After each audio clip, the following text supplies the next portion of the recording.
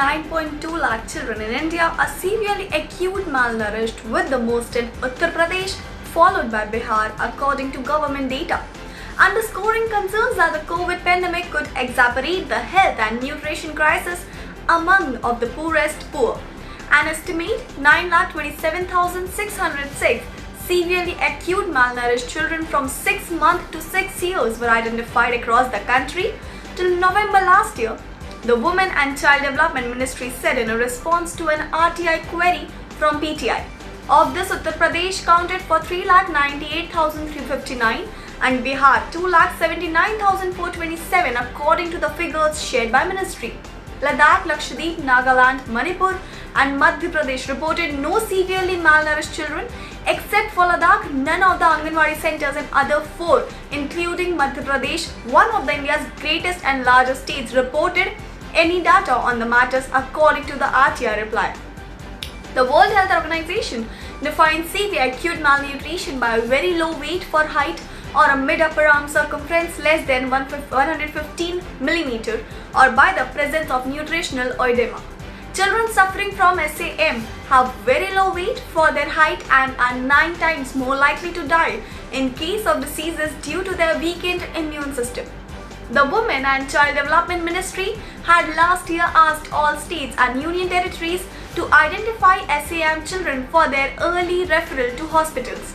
The figure of 9,27,606 came following that exercise. The worry is that the numbers could not just be an underestimation but also rise in view of the ongoing pandemic, with fears that the third wave could impact children more than others. There is rise in unemployment, there is a rise in an economic crisis which is bound to have repercussions on hunger, and when there is hunger, there will be malnutrition. The government has a clear-cut protocol and the need to ramp up that. Inakshi Ganguly, co-founder of the HAQ Center for Child Rights, told PTI. While Uttar Pradesh and Bihar top the list for SAM children, they are also home to highest number of children in the country. According to 2011 census data, Uttar Pradesh has 2.97 crore children aged 0 to 6 years, while Bihar has 18.5 million.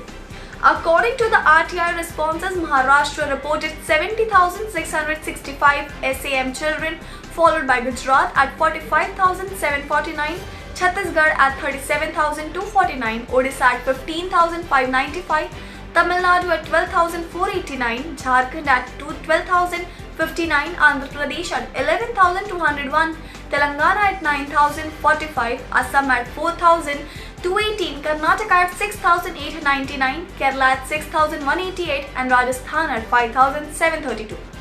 The identification of SAM children was done by over 10 lakh Anganwadi centers from across the country. Ganguly stressed on the role of Anganwadi centers in helping improve the nutrition status of the children. The Anganwadis have to become much more functional, and if the possibility of children reaching Anganwadi is going to become hard because of lockdowns, then the Anganwadis need to reach the children. So what are the plans for that? She asked. Malnutrition will be a huge comorbidity. If what they are saying that children will be affected more in the next waves holds true, then malnutrition will be a huge commodity, and how are they going to address that? Dola Mohapatra, Executive Director, Rise Against Hunger India, agreed that COVID-19 could further exacerbate the situation with shrinking food diversity and low intake combined with episodes of missing food at times. He said solutions have to be both home-based care and facility-based care. Since SAM has direct connections with food availability, utilization and awareness, the immediate task is to appropriately build linkages with the government systems to ensure families receive not just ration food but required education and support, he said. COVID-19 has been a big impediment in organizing community-based interventions, so new ways, methods to disseminate info into the mothers and caregivers have to be found out, he said. Mohapatra also stressed on the need to strengthen nutrition rehabilitation centers which are meant to treat SAM cases.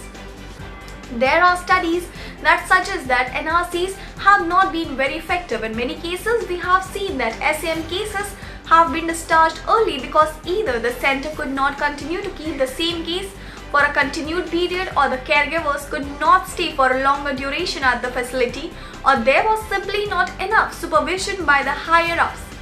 He also stressed on the need for designing customized menus in consultations with experts for SAM cases and formulating guidelines.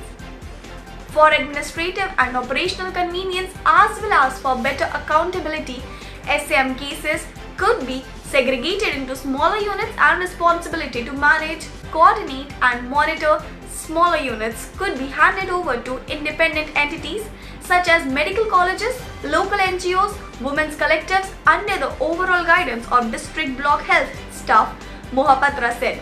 While data is not updated year on year, the last available figure of SAM children is from NFHS 4 in 2015-16, according to which prevalence of severe acute malnutrition among children was reported at 7.4%.